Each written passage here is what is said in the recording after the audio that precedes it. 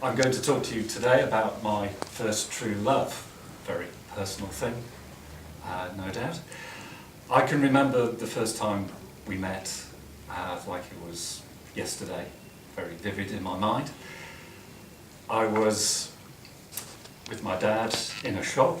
It was a bright, sunny spring day, and I turned a corner. There she was, leaning against a wall, wearing blue denim. Wow.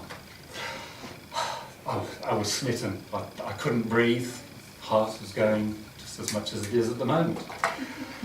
And so she was in a spotlight of sun.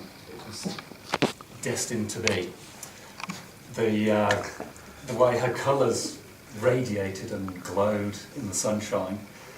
Golden yellow with silver highlights. Her chromed teeth gleamed, and her white wall tyres completed the picture. Sorry, didn't I mention that I was looking to buy a bicycle? Sorry. So, this is the kind of love a lot of women can't understand.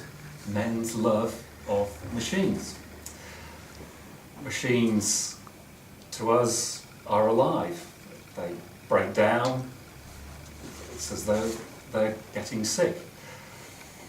But we like to look at them, hear them. I think of a steam engine. If we can hear the heartbeat of the steam exhaust, we can smell the burning coal and the smell of the steam. As the petrol head Jeremy Clarkson once said, "I know you got soul." He recognises that machines are alive too. So back to my beloved.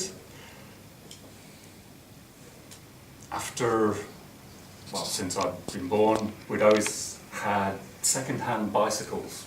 We were poor, so it's like, "Dad, I need a new bike." "Right, let's go to the tip and pick up a new one for you." Finally, I was getting a bicycle of my own. Okay, she wasn't perfect. She only had 5 gears, not 10. And she didn't have a Tour de France winner, the name painted on the frame somewhere. But to me, she was everything. She was mine. And as I rode home later that day, I was in heaven. So okay, I've said she was beautiful, but she had to earn a keep.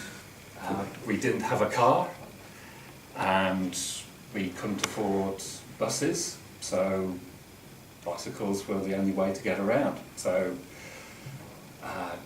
that was my transport to school, doing the paper ground, helping with the family shopping,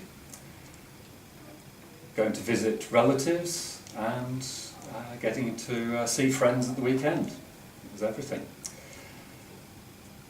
And we were out in all weathers. So being in Manchester, cold, freezing cold during winter time, ice on the roads, spring gales, and rain, virtually any time of the year. They say people in Manchester have 100 words for rain. So,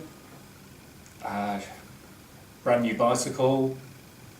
We were inseparable from then on. As I grew up, she grew with me, raising the saddle as we went. I travelled to school for my high school exams on her, and then when I went to university, she came with me as well. And when I went to work for the first time, she shared a room with me in the digs. And yeah, everywhere I was, she went with me. Very trustworthy. Now, I have a confession to make. I bought a car. Sorry, I had to say it. And I started cheating on her. it's the only word for it. I would get up and feel a bit tired, so I'd think, well, I'll go in the car today. Or it's raining, I'll take the car. Or I'm late, I'll take the car instead. So you can see how she was gradually eased out of the picture bit by bit.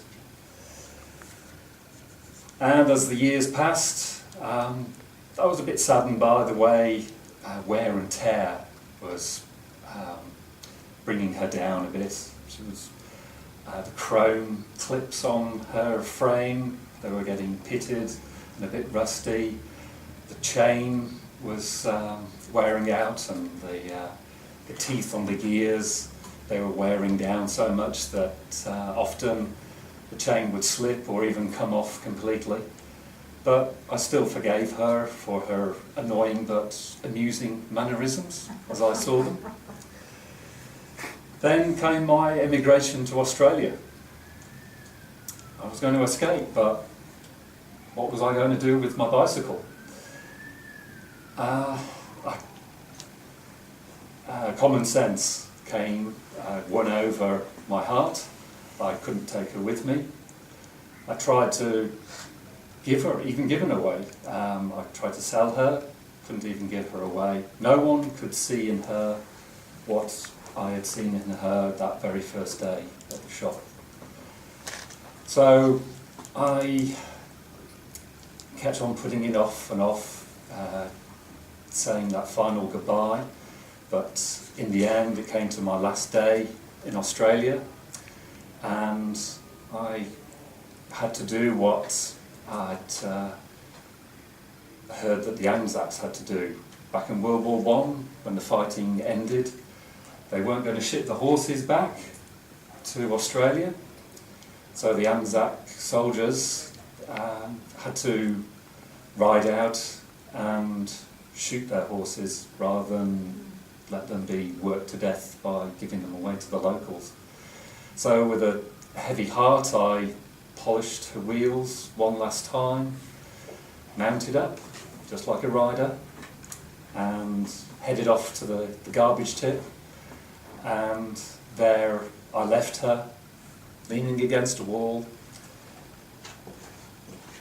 patted the saddle one last time and said, "Goodbye, old friend." Thank you.